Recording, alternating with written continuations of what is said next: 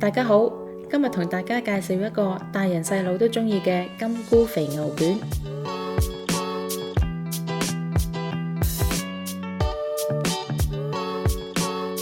首先將金菇切走根部，洗乾淨，瀝乾水分。洗嘅時候盡量唔好沖散，陣間包嘅時候會容易啲。將肥牛切開，攞一小撮嘅金菇放喺肥牛嘅一邊，開始捲起。捲完之後收口向下。如果牛肉太薄太難捲，可以搭埋2片牛肉一齊捲起金菇，咁就容易得多啦。牛肉可以揀平時打邊爐嗰隻牛肉就可以啦。喺煎 pan 放少少油，開中火燒熱，放嘅時候收口向下，跟住轉細火煎香定型，再反轉另一邊，大概煎2分鐘。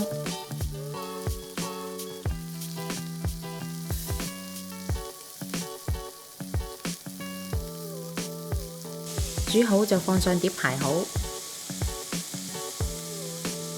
將醬汁嘅材料溝好，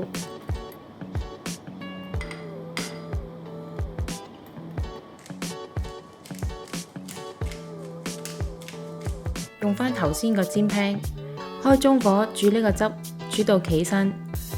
煮汁嘅時候記得唔好煮咁耐啊，因為會越煮越鹹，所以記得要試味。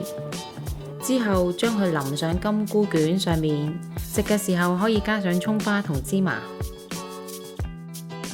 鍾意我哋條影片嘅朋友可以 like、subscribe、share， 同埋記得撳着個鐘仔，可以第一時間收到我哋嘅最新資訊同埋影片。